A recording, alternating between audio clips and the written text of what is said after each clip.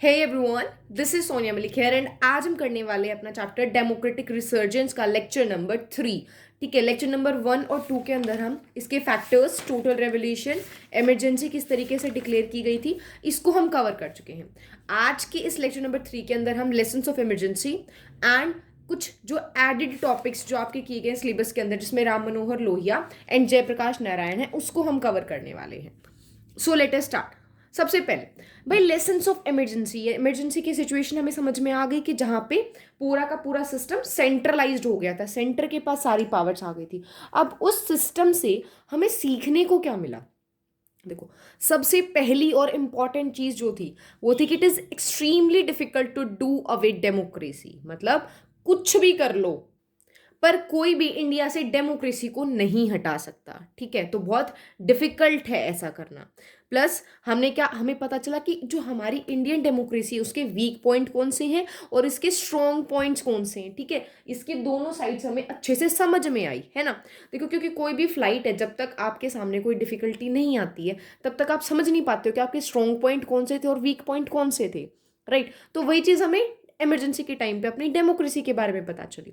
साथ साथ एक ये चीज बड़ी रियलाइज की गई, जो इम्प्लीमेंटेशन था इमरजेंसी का वो मिनिस्टर्स की बजाय पुलिस ने किया। यानी कि यहां पर बहुत ज्यादा हार्श चीजें हो रही थी, यानी कि अगर कोई कुछ बात नहीं मान रहा तो स्ट्रिक्ट एक्शंस लिए जा रहे थे। मतलब ऐसा तो कुछ था नहीं कि आप कोर्ट में जाओगे, केस फाइल करोगे, वहां पर ऐसा कुछ होगा, नहीं, ऐसा सच कुछ भी नहीं था। सिंपल, अगर आपने कुछ भी हुआ है, गवर्नमेंट के खिलाफ कुछ भी कह रहे हो, पुलिस अरेस्ट कर ले जाएगी। ठीक है, तो कंप्लीटली दादागिरी थी, बट वो दादागिरी इतनी चल भी नहीं पाई और हमें अपनी डेमोक्रेसी की जो अच्छाइयां हैं और बुराइयां हैं, वीक और स्ट्रॉन्ग पॉइंट्स हमें पता चल गए। अब देखो, इनसे हमें कुछ सीख भी लेनी चाहिए। तो हमने 3 सीखें ली, मीन्स इसको इमरजेंसी फेस करने के बाद हमने अपने कॉन्स्टिट्यूशन में 3 चीजों को चेंज कर दिया। सबसे पहला, देखो इंदिरा गांधी ने क्या कहा था कि क्या हमारे यहाँ पे इंटरनल डिस्टर्बेंसेस हो रही थी, तो अब हमारा कॉन्स्टिट्यूशन कहता है कि इंटरनल इमरजेंसी इस बेसिस पे आप तभी लगा सकते हो जब हमारे देश में आर्म्ड रिबेलियन हो रहा हो। मतलब रिबेलियन होता है रेवोल्यूशन, कि जब लोग खिलाफ हैं गवर्नमेंट के और आर्म्स का, हथियारों का यूज कर रहे हैं गवर्नमेंट को गिराने के लिए, तब आप इमरजेंसी लगा सकते हो। सेकंड क्या था? देखो, हमने किया था कि जो प्रेसिडेंट है, पीएम ने प्रेसिडेंट को बोला, प्रेसिडेंट ने इमरजेंसी लगा दी, बट कैबिनेट को सुबह के 6 बजे पता चला था। राइट, तो अब कहता है कि जब तक कैबिनेट रिटर्न में नहीं देगा, कंप्लीट कैबिनेट मिलकर प्रेसिडेंट को रिटर्न में देगा, तब ही प्रेसिडेंट इमरजेंसी लगा सकते हैं। और तीसरी इंपॉर्टेंट चीज जो थी, हमें अपने सिविल लिबर्टीज के बारे में, सिविल लिबर्टीज यानी कि जो हमारे राइट्स थे उनके बारे में हमें बहुत अच्छे से पता चल गया। क्योंकि पता है, देखो, किसी भी चीज की कीमत हमें तब पता चलती है जब वो हमारे पास नहीं होती है। इवन अ टॉय, अगर हम उसको खरीद रहे होते हैं ना, ठीक है, खरीदने के बाद हम उसकी इतनी कदर नहीं करते, बट जितनी पहले करते थे। राइट, तो वही चीज होती है कि हमें यहाँ पे सिविल लिबर्टीज की कदर हर इंसान को होने लग गई। अब नेक्स्ट टॉपिक है पॉलिटिक्स आफ्टर इमरजेंसी, यानी कि इमरजेंसी के बाद, क्योंकि हमें पता है इमरजेंसी हट गई थी, डेमोक्रेसी नॉर्मल आ गई, तो डेमोक्रेसी मीन्स इलेक्शंस। राइट, तो वही हुआ, यानी कि 18 मंथ्स, 1975 के बाद 18 मंथ्स तक इमरजेंसी लगने के बाद हर किसी को जेल से छोड़ दिया गया कि जाइए अब आप फ्री हैं। प्रिवेंटिव डिटेंशन से छोड़ दिया गया, प्रेस सेंसरशिप को हटा दिया गया। लेकिन यहाँ पे देखो, कितने सारे लीडर्स को अरेस्ट किया गया। ठीक है, कितने सारे लोकल्स को अरेस्ट किया गया था, तो हर कोई कांग्रेस के खिलाफ था। प्लस मीडिया भी कांग्रेस के खिलाफ थी, क्योंकि उन पर प्रेस। सो अभी पार्टीज 3 बन चुकी थी। ठीक है, एक थी हमारी कांग्रेस जिसमें इंदिरा गांधी जी थी, दूसरी थी जनता पार्टी, जनता पार्टी जिसके लीडर थे जयप्रकाश नारायण। ठीक है, जयप्रकाश नारायण, टोटल रेवोल्यूशन, ठीक है, याद रखना है। तो जयप्रकाश नारायण जी थे। अब वो किस में थे कि इमरजेंसी के टाइम पे जो भी एक्सेस में हुआ है, मतलब हर चीज की जो अति कर दी गई थी, बहुत ज्यादा लेवल तक वो चीजें कर दी गई थी, उन सब को यहां पर हटाने के लिए, उन सबको एक तरीके से सिनेरियो से ही हटाने के लिए जनता पार्टी बनी। दूसरी थी कांग्रेस फॉर डेमोक्रेसी। देखो, एक कांग्रेस थी इंदिरा गांधी जी की, बट इन्होंने अपने आप को डिफाइन किया कि we are Congress, but we are Congress for democracy. ठीक है, तो इनकी लीडरशिप थी जगजीवन राम। 3 पार्टीज थी, लेकिन जैसे जैसे इलेक्शंस पास आए तो जनता पार्टी और कांग्रेस फॉर डेमोक्रेसी दोनों ने मिलकर एक अलाई बना लिया, मींस एक ग्रुप बना लिया। ठीक है, तो यानी कि इससे होगा क्या कि जितनी भी वोट्स आएंगी सब तो कांग्रेस के खिलाफ है, तो जीतना तो इसी पार्टी को है, ये ऑब्वियस था। और ऐसा ही कुछ हुआ अभी, ठीक है। तो अभी क्या था रिजल्ट्स, तो रिजल्ट्स जो थे ना उनसे भाई हर कोई शॉक में था, शॉक में होने वाली बात भी थी, क्योंकि इस रिजल्ट में देखो आज तक ना कांग्रेस हारी नहीं थी कभी भी, ठीक है, कम मिल गए उसको वोट्स, बट कोलिशन बना के वो रह रही है, हारी कभी नहीं थी। But this was the time जब कांग्रेस कंप्लीटली डिफीटेड हो गई थी। इसको सिर्फ कितनी सीट्स मिली थी, 154 सीट्स, यानी कि 35%। एंड जो इंदिरा गांधी जी थी वो रायबरेली, यानी कि रायबरेली क्या थी उनकी कॉन्स्टिट्यूएंसी, यानी कि इस पर्टिकुलर एरिया की वो एमपी थी, राइट, मेंबर ऑफ पार्लियामेंट। तो वहां से भी वो हार गई। संजय गांधी जो अमेठी से थे वो भी हार गए। और विनर कौन रहा, ऑब्वियसली जनता पार्टी, जिसको 330 सीट्स मिली। बट देखो जो कांग्रेस है वो हर जगह से नहीं हारी थी, है ना, लोकसभा के इलेक्शंस होते हैं, हर स्टेट के अलग अलग होते हैं, तो हर स्टेट्स में से मेजोरिटी जिसके पास होती है वो पार्लियामेंट में अपनी गवर्नमेंट बनाता है। बट माइनॉरिटी में तो थी, माइनॉरिटी में थी मतलब कुछ जगह पे जीती है, उसको 35% वोट मिली है, 154 सीट्स तो मिली है ना। तो क्योंकि इसका ज्यादा इम्पैक्ट कहां पर देखा गया था, नॉर्थ और साउथ की स्टेट्स में। यहाँ पे देखो इंदिरा गांधी जी की जो गवर्नमेंट थी कांग्रेस गवर्नमेंट, वो नॉर्थ और साउथ का जो पार्ट है सिर्फ वहीं पर वो हारी थी, बाकी जगहों पर उन्हें काफी हद तक जो है वो वोट मिली थी। सी देखो अब यहाँ पे तुम्हें पता चल रहा है ये जो इलाका है ये जनता पार्टी का था, क्यों, क्योंकि ये सेंटर के पास है, तो जो इमरजेंसी का इम्पैक्ट था वो यहीं से हुआ था, है ना। गुजरात मूवमेंट है, बिहार मूवमेंट है, ये सारे यहीं से थे। और ये वाली जो स्टेट्स हैं ये वाली, यहाँ पर इतना इम्पैक्ट नहीं हुआ था इमरजेंसी का, इसीलिए यहाँ पर कांग्रेस थी। और कुछ एरिया जैसे महाराष्ट्र, गुजरात, उड़ीसा, यहाँ पर भी कांग्रेस पार्टी जीतती जा रही थी। अब देखो जनता गवर्नमेंट का मोटिव क्या था कि हम कांग्रेस के खिलाफ हैं, भाई ठीक है कांग्रेस के खिलाफ हो आप, इलेक्शंस जीत गए, बट आगे क्या, है ना, दिस वॉज द क्वेश्चन। अब क्वेश्चन यहां पर आया भाई तुमने कुछ पॉलिसीज तो बनाई नहीं, तुम्हारी तो पॉलिसी ये थी कि तुम्हें कांग्रेस को हराना है, तो तुमने हरा दिया बस आउट स्टेज से। ऐसा ही कुछ जनता पार्टी के साथ हुआ। अब देखो पहली बात तो उनमें लड़ाई होने लगी, भाई पीएम की पोस्ट पे कौन बैठेगा, अब ये भी एक मेजर चैलेंज था उनके लिए।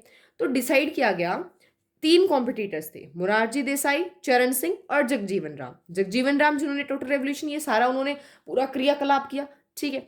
चरण सिंह हमारे थे BLD जो पार्टी है उनके लीडर थे, ठीक है। मोरारजी देसाई, याद करो स्टार्टिंग में जब हमने चैप्टर्स में स्टडी किया था, जब इंदिरा गांधी और मोरारजी देसाई वर्सेस चल रहा था, है ना, लाल बहादुर शास्त्री जी की डेथ के बाद, जिसमें क्योंकि इंदिरा गांधी उन्हें लगा कि वो एक नोविस प्लेयर है, एक न्यू प्लेयर है, तो ठीक है इनको बना देते हैं, सारी हमारी मानेंगी। बट मोरारजी देसाई एक्चुअल में एक्सपीरियंस्ड थे, यहां पर उन्हें पीएम बना दिया गया, जनता गवर्नमेंट के अंदर उनको पीएम बना दिया गया। लेकिन अब किंतु परंतु वाली बात ये थी कि सिर्फ और सिर्फ 18 महीनों के लिए ये अपनी गवर्नमेंट को संभाल पाए। गवर्नमेंट इनकी क्या थी, कॉलिशन की गवर्नमेंट थी, यानी कि वो पार्टी भी मिली हुई है, वो पार्टी भी मिली हुई है, एक भी पार्टी ने कहा भाई नहीं मेरे को नहीं रहना तेरे साथ में, तो उनकी तो गई कुर्सी। ऐसा ही इनके साथ हुआ, क्योंकि मोरारजी देसाई 18 महीनों के बाद वो सपोर्ट खो गए थे। अब देखो भाई जितने थे मेजोरिटी तो जा चुकी है, अब मेजोरिटी तो किसी भी पास नहीं है, फिर से कोलिशन बनेगा। अब की बार कोलिशन किसका बना, चरण सिंह की लीडरशिप और कांग्रेस साथ में, क्योंकि वोट्स तो कांग्रेस के पास भी थी ना। तो बताओ वोट्स कितनी थी कांग्रेस के पास, गेस करो यार, 154 वोट्स, राइट, ठीक है। तो चरण सिंह जो थे 4 महीने के लिए वो रहे, यानी कि उनके साथ भी ऐसा ही कुछ हुआ, 4 महीने तक उन्होंने कांग्रेस के साथ रूल किया, ठीक है, कांग्रेस के साथ मिलके पीएम की पोस्ट पर वो रहे। बट फिर कांग्रेस ने क्या किया, अपना सपोर्ट हटा लिया। अब जैसी वो सपोर्ट हटा लेगी फिर से माइनॉरिटी में, और जनता पार्टी क्रैश। जगजीवन राम तो बेचारे सीट पे आए ही नहीं, वो तो खड़े ही देख रहे थे। अब हुआ क्या, देखो इलेक्शंस हुए 1980 के, दोबारा इलेक्शंस होने थे क्योंकि अब की बार कोई भी पार्टी नहीं थी, ठीक है। तो इलेक्शंस हुए 1980 के, उसमें यहां पर कांग्रेस को 353 सीट्स मिली और मेजॉरिटी में कांग्रेस वापस आ गई, ठीक है। तो समझ रहे हो मतलब कितनी अच्छी लीडरशिप थी, जेन्युइनली मुझे अच्छी लगी इंदिरा गांधी जी की लीडरशिप, इतनी वर्स्ट सिचुएशंस में भी उन्होंने उस चीज को टैकल किया और किस तरीके से दोबारा कम बैक कर लिया, जबकि पूरे देश के पॉलिटिकल पार्टीज उनके खिलाफ थी, right. So the next topic से इज लेगेसी। लेगेसी क्या होती है, विरासत, कि जो कांग्रेस पार्टी की जो विरासत थी, विरासत क्या थी कि वो एक अम्ब्रेला पार्टी थी, हर तरीके के थॉट्स उसके अंदर थे, तो वो क्या विरासत वो छोड़ रही थी या फिर कुछ चेंजेस आ रहे थे या टोटली वो बदल चुकी थी। तो इसको लेकर बहुत ज्यादा कंट्रोवर्सी है। देखो, सबसे पहले तो वो अपना जो अम्ब्रेला कैरेक्टर था, यानी कि हर टाइप की आइडियोलॉजी को साथ में रखने का, छोड़ चुकी थी। ठीक है, क्योंकि अब कांग्रेस किसकी तरफ थी? Pro poor. Pro poor means गरीबों के साथ वो रहती थी और उन्हीं के बेसिस पे आइडियोलॉजी निकालती थी।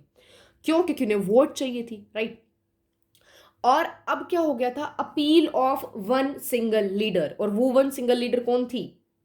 ऑब्वियसली इंदिरा गांधी। यानी कि उनकी पॉपुलैरिटी इतनी ज्यादा हो चुकी थी कि उन एक लीडर की अपील पर, रिक्वेस्ट करने पर हर कोई उन्हें वोट दे देता था।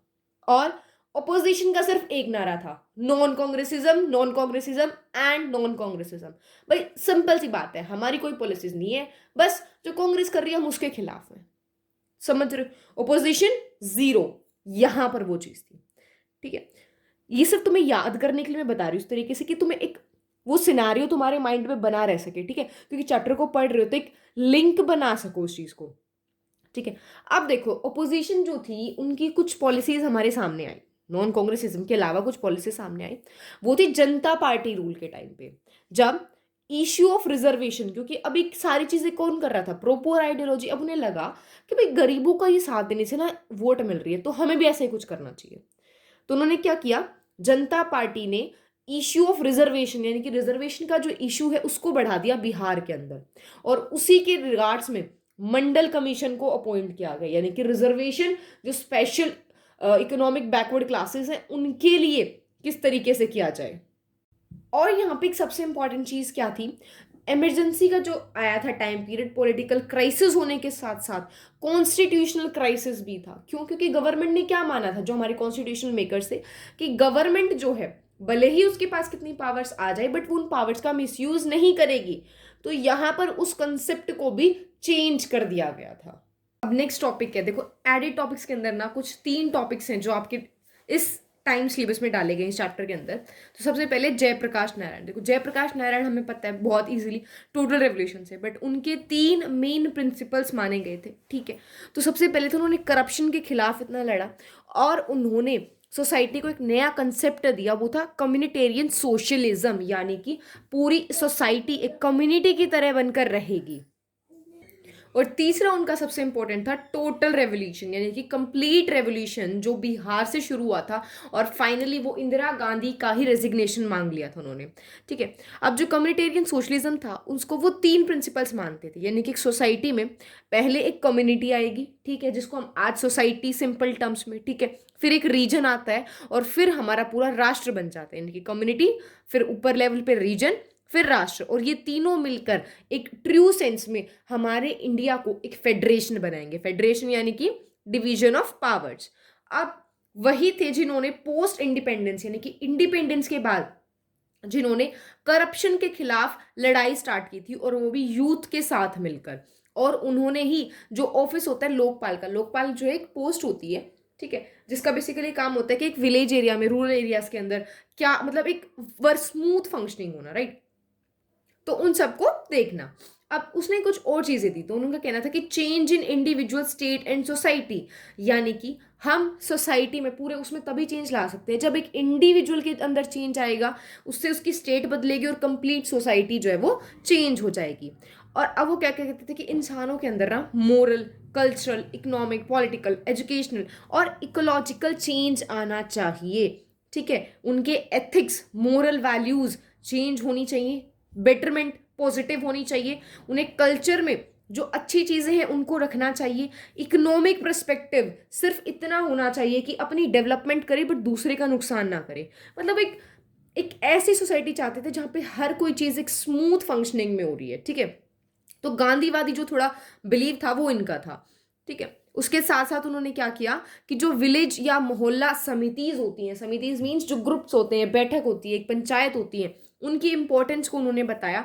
और इसके साथ साथ उनके लिए एक यहाँ पे टाइटल दिया गया है, एक इंसान जो कि एक रियल कैटलिस्ट थे, he was a man who was a real catalyst. ठीक है, इसके जो नोट्स है वो तुम्हें मिल जाएंगे पीडीएफ में। पार्ट 1 जो है मेरी इस वीडियो का उसके अंदर कंप्लीट नोट्स जो है वो पीडीएफ फॉर्मेट में यही वाले मिले हुए हैं। ठीक है, अब हम नेक्स्ट बात करते हैं राम मनोहर लोहिया एंड सोशलिज्म, यानी कि जो राम मनोहर लोहिया थे वो सोशलिज्म से कैसे जुड़े हुए थे। सबसे पहले उन्होंने सोशलिज्म को प्रोपोनेंट मीन्स एक तरीके से जो आगे बढ़ने वाला होता है ना कि मैं इस कंसेप्ट को लेकर आ रहा हूँ, तो वो थे, सपोर्टर थे सोशलिज्म के। और उनका बिलीव था डेमोक्रेटिक सोशलिज्म में, यानी कि सोशलिज्म हो बट डेमोक्रेसी के साथ हो। ठीक है, और उन्होंने क्या कहा कि जो कैपिटलिज्म और कम्युनिज्म है वो अच्छा नहीं है। ठीक है, वो इनको अच्छा नहीं मानते थे। उसके साथ साथ उन्होंने क्या किया, जो सोशलिज्म था उसके दो ऑब्जेक्टिव्स उन्होंने बताए। तो सबसे पहले थे इकोनॉमिक एंड नॉन इकोनॉमिक। ठीक है, तो जो इकोनॉमिक ऑब्जेक्टिव है उनका, उसमें वो कहते हैं कि उन्हें हमें सिर्फ फूड और हाउसिंग चाहिए। ठीक है, बस मतलब इंसान को सिंपल खाना और रहना, इकोनॉमिक पर्सपेक्टिव। और नॉन इकोनॉमिक मीन्स इकोनॉमी के अलावा उसे क्या चाहिए, उसे डेमोक्रेसी और फ्रीडम चाहिए। ठीक है, उसके साथ साथ अब जैसे जयप्रकाश नारायण ने अपने 3 प्रिंसिपल्स दिए थे, सोशलिज्म राम मनोहर लोहिया के भी ऐसे ही 4 वो थे। देखो, सबसे पहले उन्होंने कहा क्या कि चौबुर्जा राजनीति उन्होंने इंपॉर्टेंस दी। अब उसमें उनका कहना क्या था कि पहले विलेज, डिस्ट्रिक्ट, फिर रीजन और फिर सेंटर, यही मिलकर राजनीति बनाएंगे। और उन्होंने क्या कहा कि हमें एक पार्टी बनानी चाहिए, पार्टी ऑफ सोशलिज्म, जिसके अंदर क्या होगा, जितने भी जो डाउन ट्रोडन सेक्शन है हमारी सोसाइटी का, जिसको मानते हैं कि वो इतनी प्रिविलेजेस नहीं मिली है उस सेक्शन को, ठीक है, इतनी एडवांटेजेस नहीं मिल पाई थी, विमेन है या फिर नॉन रिलीजियस माइनॉरिटीज है। यानी कि देखो, हम मानते हैं कि माइनॉरिटी है मीन्स उनका रिलीजन के जो लोग हैं, नंबर ऑफ पीपल है वो कम है, बट उन्होंने कहा नहीं, जो नॉन रिलीजियस माइनॉरिटीज है वो भी। और अब जो उन्होंने बताया पार्टी ऑफ सोशलिज्म, उसके उन्होंने 3 सिंबल्स दिए। ठीक है, तो वो 3 सिंबल्स थे। सबसे पहले था स्पेड। स्पेड मीन्स कि आप कोई भी एफर्ट्स देने के लिए रेडी हो। ठीक है, आप कोई भी सेक्रीफाइस देने के लिए रेडी हो, पूरे तैयार हो कि मुझे काम करना है। नेक्स्ट था vote. Vote means voting power. ठीक है, प्रिजन, प्रिजन का था यहाँ पे विलिंगनेस टू मेड सेक्रीफाइस, कि आप जेल में जाने के लिए रेडी हो, मतलब आप सेक्रीफाइस देने के लिए तैयार हो। ठीक है, राम मनोहर लोहिया का हो चुका है। अब जो हमारा final topic that is democratic upsurgence, और ये हमारा इस चैप्टर का फाइनल टॉपिक है। देखो, हमने पढ़ा था डेमोक्रेटिक रीसर्जेंस। रीसर्जेंस मीन्स अगर वो डाउन हो चुका है, पॉइंट्स कम मिल रहे हैं, तो उनके पॉइंट्स को बूस्ट अप करना। अपसर्ज होता है रीसर्जेंस को अप लेकर जाना, मीन्स जो रीसर्जेंस यानी कि जो बूस्ट अप देना था उसको, ठीक है, उसी में और ज़्यादा बढ़ावा होना। यानी कि लोकल टर्म्स में इसको क्या बोलेंगे कि जब लोगों का पार्टिसिपेशन ज़्यादा बढ़ जाता है पॉलिटिक्स के अंदर, हम उसको बोलते हैं अपसर्जेस। तो देखो, जो हमारे पॉलिटिकल साइंटिस्ट हैं उन्होंने इसको 3 पार्ट्स में क्लासीफाई किया है। First democratic upsurgence, second democratic upsurgence and third democratic upsurgence. तो जो फर्स्ट वाला था उसको हम कंसिडर करते हैं, it was between 1950s and 1970s के टाइप में। ठीक है, यहाँ पे क्या था कि लोगों ने पार्टिसिपेट किया अपने वोट के बेसिस पे, सेंटर और स्टेट दोनों लेवल्स पे। और सबसे बड़ी बात ये थी कि जो वेस्टर्न मिथ था, यानी कि जो वेस्ट की जो कंट्रीज़ हैं जो मानती थी कि मॉडर्नाइजेशन आएगा, इंडस्ट्रियलाइजेशन होगा, लोग एजुकेटेड होंगे, तभी आप यूनिवर्सल अडल्ट फ्रेंचाइज ला सकते हो, वरना ये पॉसिबल नहीं है। तो वो जो मिथ था, उस मिथ को फॉल्सिफाई कर दिया, गलत साबित कर दिया, और इंडिया में पार्लियामेंट्री डेमोक्रेसी सेटअप कर दी। यानी कि डेमोक्रेसी कैसे चलेगी, पार्लियामेंट की हेल्प से। और अब यहाँ पे सेकंड डेमोक्रेटिक अपसर्जेंस, ये था हमारा 1980s का। देखो, 1980s का हमने पढ़ा था जब मंडल कमीशन आ रहा था, है ना। मंडल कमीशन मतलब जो हमारे कुछ इकोनॉमिकली बैकवर्ड क्लासेस है, SC STs और जो अदर क्लासेस थी, उनके अपलिफ्टमेंट के लिए काम हुआ। मतलब वो एक्टिव पार्टिसिपेट कर रहे थे पॉलिटिक्स में, है ना। भाई सिंपल सी बात होती है, जो अपने हक के लिए वो चीज़ें बोलता है उसी के लिए काम होता है। अगर एक इंसान है वो चुपचाप बैठा है, उसको कुछ नहीं मिल रहा, कोई नहीं पूछने वाला, until and unless you'll say कि भाई मुझे ज़रूरत है and you have to give it to me, वरना आपको कोई नहीं देने वाला। तो सेम चीज़ जब उन्होंने अपने हक के लिए डिमांड की, पॉलिटिक्स में उन्होंने एक्टिवली पार्टिसिपेट किया, वहीं से ये चीज़ें स्टार्ट हुई। ठीक है, तो पॉलिटिकल पार्टिसिपेशन किया SC ST और OBC कास्ट ने, और हमारी पॉलिटिक्स को अकोमोडेटिव बनाया। अकोमोडेटिव क्या होता है, जो हर किसी के लिए जगह रखता हो। ऐसा नहीं था कि हमारी पॉलिटिक्स में सिर्फ अपर पीपल के लिए जगह है, मीन्स अपर कास्ट के जो सो कॉल्ड अपर कास्ट कहा जाता है उनके लिए जगह है, नहीं। यहाँ पे कहा गया कि इसको अकोमोडेटिव बनाया गया, right. Next was there was no major change in standard of living, मतलब यहाँ पे क्या कहना चाह रहा है ये कि भाई ठीक है उन्होंने पार्टिसिपेट तो किया बट उनकी स्टैंडर्ड ऑफ लिविंग में, उनके जीने के तरीके में, जो जीने की उनकी इनकम थी उसमें as a such major change नहीं आया, ठीक है। बट इंपॉर्टेंट चीज क्या थी कि जो सेल्फ रिस्पेक्ट थी वो स्ट्रेंथन्ड अप हो गई, ज्यादा बढ़ती जा रही थी, ठीक है। अब यहाँ पर जो चेंजेस थे वो यही थे। आगे हम बढ़ते हैं 1990s के टाइम पे। हमें पता है 1991 में इंडिया में लिबरलाइजेशन स्टार्ट हो गया था, ठीक है। तो थर्ड डेमोक्रेटिक अपसर्जेंस, यहाँ पर लिबरलाइजेशन मीन्स आप लोगों को लिबरल किया जा रहा है कि यहाँ पर आकर ट्रेड कर सकते हो। कौन? Foreign countries. ग्लोबलाइजेशन, पूरे वर्ल्ड को ग्लोब में बदला गया जिसमें इंडिया ने पार्टिसिपेट लिया, ठीक है। प्राइवेटाइजेशन मीन्स जितनी भी इंडस्ट्रीज थी उनको प्राइवेट ओनर्स को दे दिया गया कि आप अपना डेवलपमेंट करो।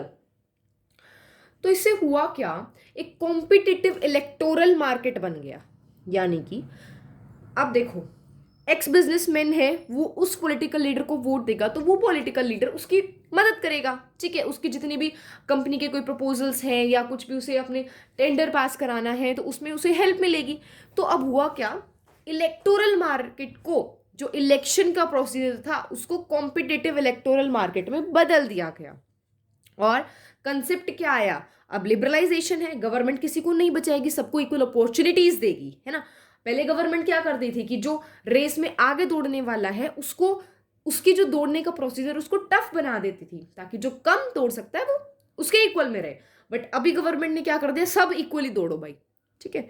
तो अब क्या होगा, वही सर्वाइव कर पाएगा जो फिट होगा। तो सर्वाइवल ऑफ फिटेस्ट वाला कॉन्सेप्ट यहां पर आया। उसके साथ साथ चेंजेस, मेजर चेंजेस क्या हुए, स्टेट जो था, स्टेट मीन्स क्या होता है हमारा, पूरा इंडिया को हम एक स्टेट बोलते हैं। इट्स नॉट कि पंजाब हरियाणा ये सब एक स्टेट है, ठीक है। तो कंप्लीट को हम एक स्टेट बोलते हैं, ठीक है। तो स्टेट जो है वो मार्केट में चेंज हो गया। उसके साथ साथ गवर्नमेंट जो थी वो गवर्नेंस होने लग गया। मीन्स गवर्नमेंट सिर्फ एक इलेक्टेड बॉडी ना रहकर एक ऑर्गेनाइजेशन बन गई जो लोगों की स्मूथ फंक्शनिंग के लिए काम करती है, ठीक है।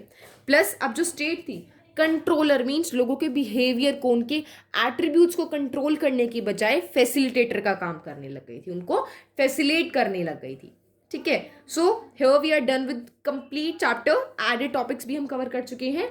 And do subscribe my channel and share it.